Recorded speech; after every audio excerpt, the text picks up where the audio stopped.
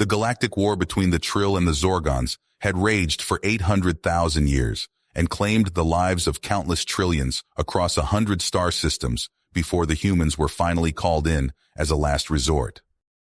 Jordan Ramos sat across the table from Juno, the battle-hardened Trill commander, still reeling from what he had just heard. The Trill-Zorgon War had been a fact of life in the galaxy since before humanity even achieved spaceflight, and now the Trill wanted human help to finally end it. "Let me get this straight," Jordan said, looking Juno in the eye. "You're saying that after 800,000 years of non-stop fighting, our military prowess is suddenly your key to victory? What exactly do you expect us to do that you haven't tried in nearly 1,000,000 years?" Juno's expression was grave. "It's not that simple. This war has gone on so long, it's all our people know. It's consumed our culture, our resources, our very purpose. The same goes for the Zorgons. At this rate, we'll wipe each other out in the next 10,000 years. But recently, we uncovered intelligence about a Zorgon doomsday weapon nearing completion, a device capable of destroying stars." Jordan felt a chill run down his spine. The implications were unthinkable. "If the Zorgons succeed in deploying that weapon, it won't just be the end of the Trill. It will be the end of all life as we know it," Juno continued. "But there may be one way to stop it. An ancient Trill artifact hidden away centuries ago is rumored to hold the key to nullifying the weapon. We need to recover it before the Zorgons realize what we're after. And for that, we need the best of the best. You and a team of human commandos." Jordan shook his head in disbelief. "You want us to go on a suicide mission deep into enemy territory? Into a war we have no stake in? Why should we help you clean up a mess you've spent 1,000,000 years making?" Juno leaned forward, his voice low and intense. "Because if we fail, your people will burn along with the rest of us. This is no longer about the Trill or the Zorgons. It's about the survival of our galaxy." Jordan fell silent, the weight of the choice before him sinking in. To risk human lives in a war they never started. To put his own life on the line for a race he barely knew. He looked at Juno and saw the same grim determination he had seen in the eyes of soldiers throughout human history when the stakes were at their highest.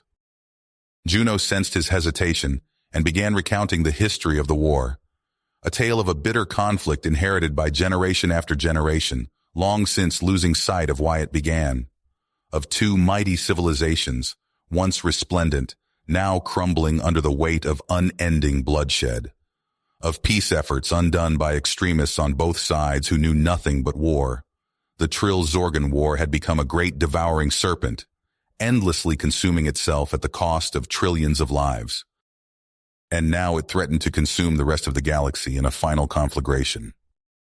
Jordan closed his eyes, the screams of dying worlds echoing in his mind, the specter of stars going dark one by one. When he opened them again, they were alight with purpose. "All right, Juno," he said, rising to his feet.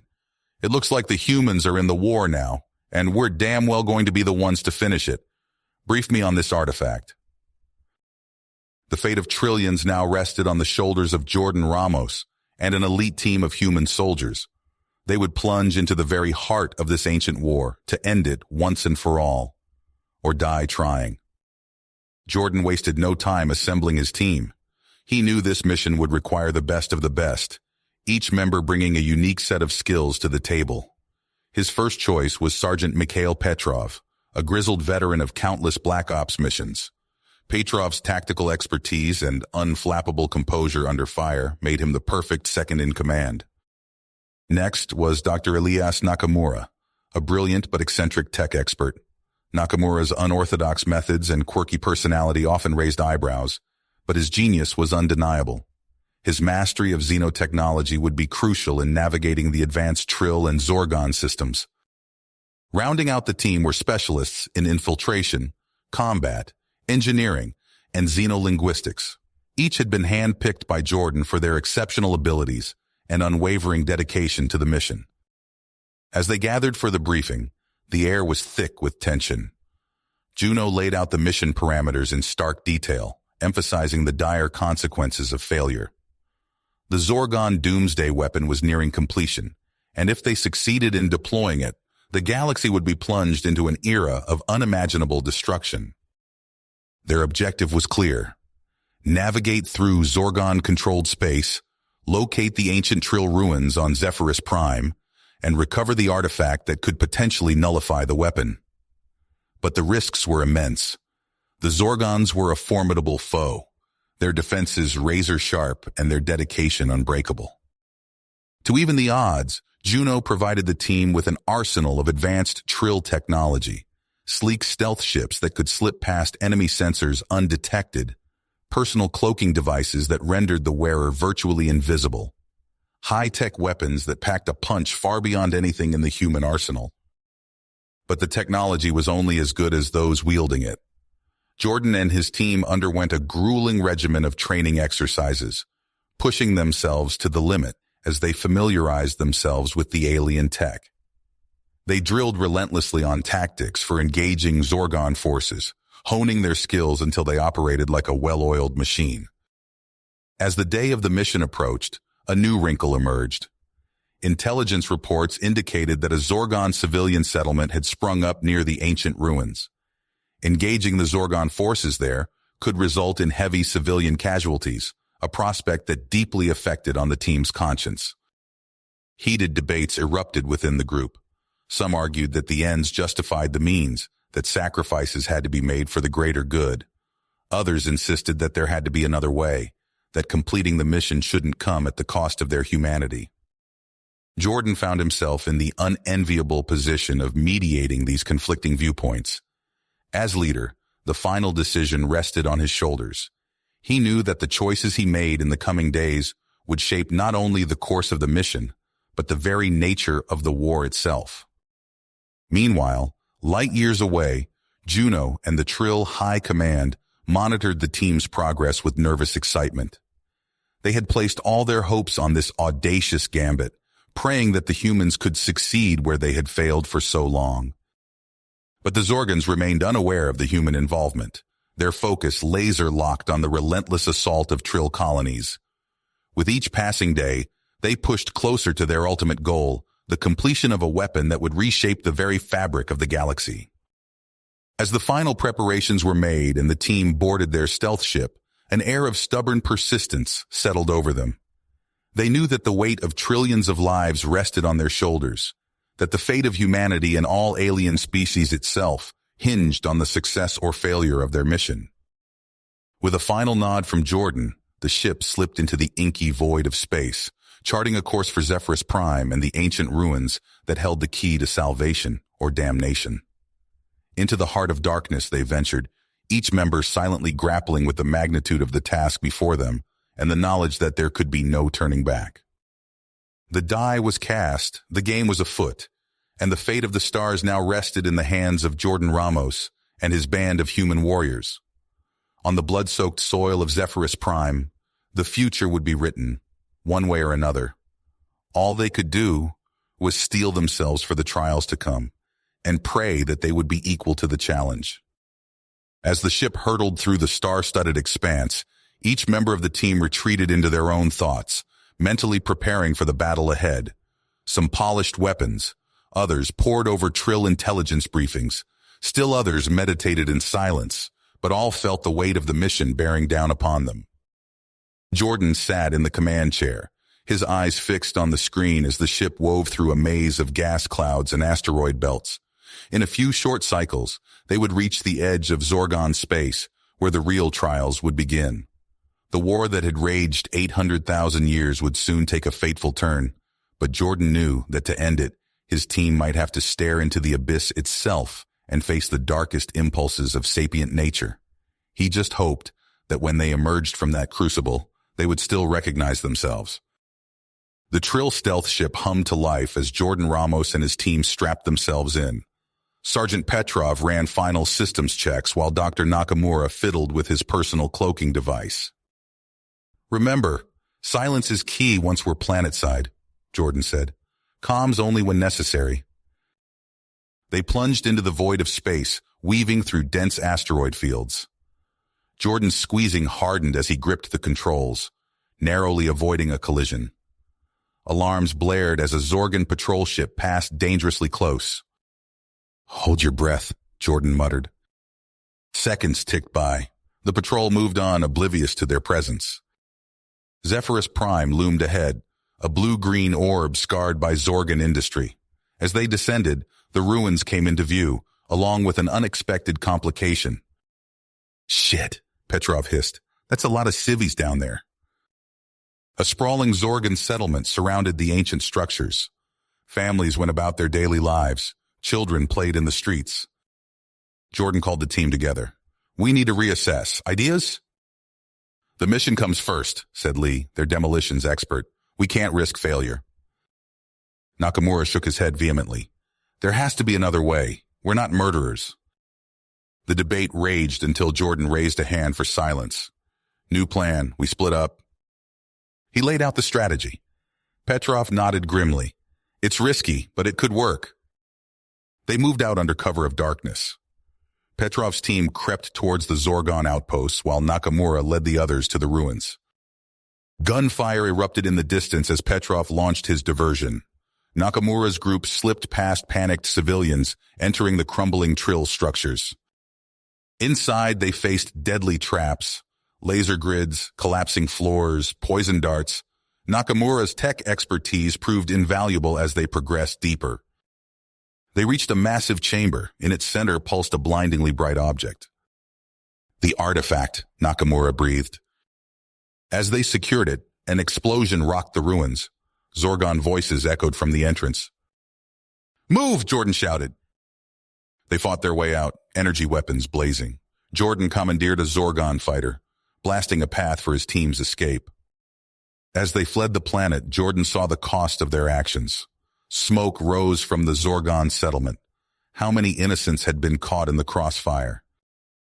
The artifact glowed in its containment unit as they limped back to Trill space. They had succeeded, but Jordan wondered, at what price, and what challenges lay ahead in the next phase of their desperate mission? Jordan's team emerged from their stealth ship into a sea of cheering Trill. Juno rushed forward, clasping Jordan's hand. "You've done it. The artifact is ours." The celebration was cut short by a frantic transmission. A Trill spy's voice crackled through the comms. "Zorgans know. Weapon deployment accelerated. We're out of time." Before anyone could react, alarms blared. Zorgon ships punched through Trill defenses, raining fire on the capital. "To arms!" Juno shouted. Jordan's team sprinted to defensive positions. Energy bolts sizzled past as Zorgon dropships disgorged waves of troops. "Petrov, take the left flank," Jordan ordered, diving behind a crumbling wall. He popped up, firing bursts that dropped 3 Zorgans in quick succession. The battle raged through twisting streets. Jordan's team fought house to house, repelling Zorgon assaults with grim efficiency. In a lull, Nakamura's voice cut through the chaos. "Jordan, the artifact. It's not a weapon." "What?" "It's a power source, one that could disable their doomsday device." Jordan relayed the information to Juno. The Trill leader's eyes widened. "This changes everything. We strike at their shipyards, now." The Trill armada surged into Zorgan space, guns blazing. Amid the furious space battle, Jordan's team slipped through in a cloaked shuttle. They breached the shipyard's outer defenses, fighting through waves of Zorgon troops. Alarms blared as they sabotaged systems, carving a path deeper into the facility. Jordan and Petrov led the final push toward the doomsday device. Zorgon elite guards swarmed them, energy weapons cutting down Trill soldiers. "Push forward," Jordan roared, hurling a grenade that cleared a path. They secured a perimeter around the massive device. Nakamura's team rushed in, frantically working to integrate the artifact. Outside, the battle turned against them. Trill ships exploded under Zorgon fire. Zorgon reinforcements poured into the shipyard. Jordan made his decision. "Nakamura, we'll buy you time. Petrov with me." He gathered a small team, preparing for a last desperate stand. They would activate the artifact manually, a likely suicide mission. As they fought toward the device's core, Jordan locked eyes with Petrov. No words were needed.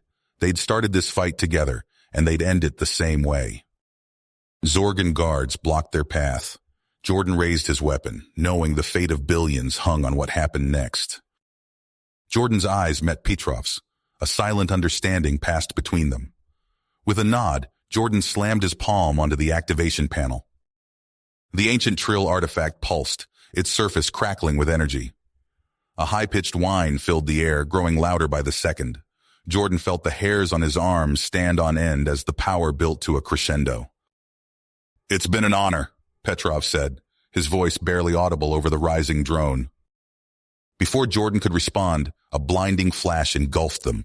The world turned white-hot.